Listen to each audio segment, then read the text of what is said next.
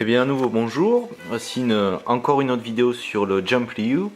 Donc cette fois avec l'auteur de To Love Blue Darkness, de Black Cat, Kentaro Yabuki.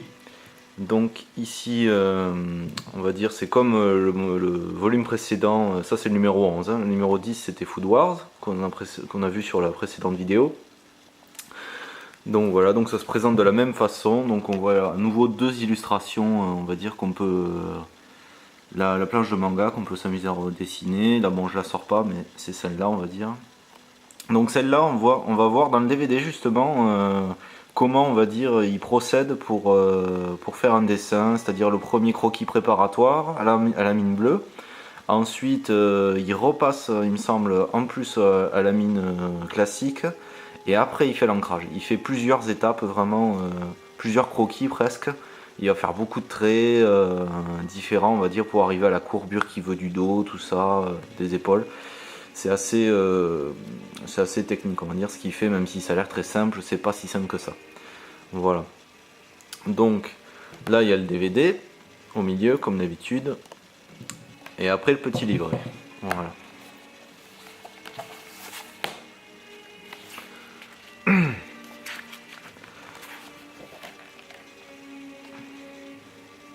Donc voilà, donc pareil un petit peu avec les mêmes éléments, donc son parcours, ses techniques,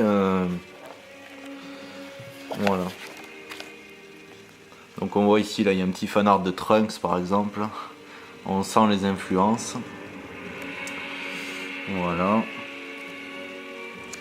Ça c'est un de ses premiers mangas, Moondust, je n'ai jamais vu, même au Japon je crois pas l'avoir croisé en librairie, c'est sûrement juste un one shot, un des premiers qu'il a fait pour un concours.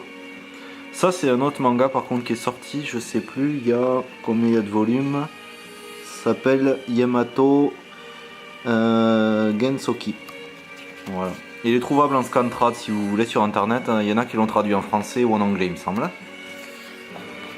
Voilà. Donc ça c'est son atelier à lui, et alors lui il collectionne pas mal les figurines, hein. Pas que les figurines de sa série à lui, donc il y en a beaucoup, il a des Godzilla, là on voit. Son atelier, donc avec tout son matériel. Voilà.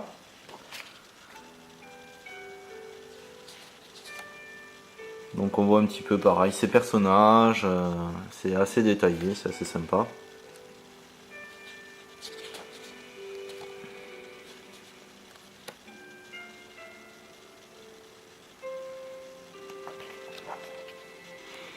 Là à nouveau sa façon d'ancrer, donc ça on le voit pas dans la vidéo malheureusement, mais on peut un petit peu le deviner on va dire. Donc si on voit un petit peu ce qu'il utilise aussi, il utilise aussi pas mal le pinceau blanc pour les reflets des yeux, les choses comme ça.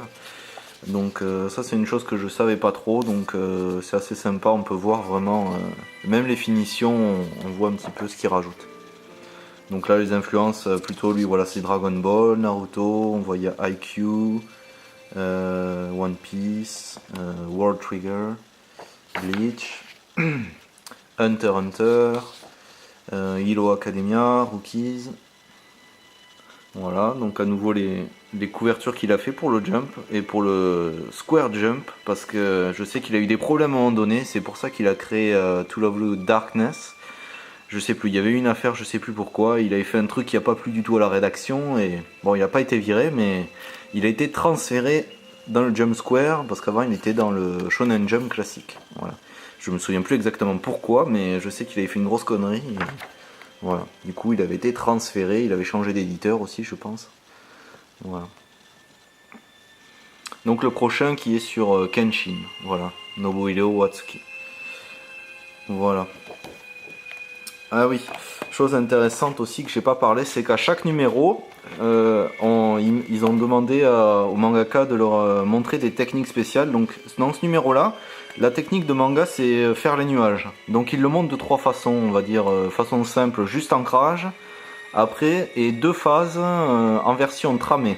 Donc avec des tramages différents, il utilise plusieurs trames différentes pour faire les nuances des nuages. Voilà. Sur Food Wars, je sais plus ce que c'était la technique, mais voilà, il y a aussi une autre technique. Voilà.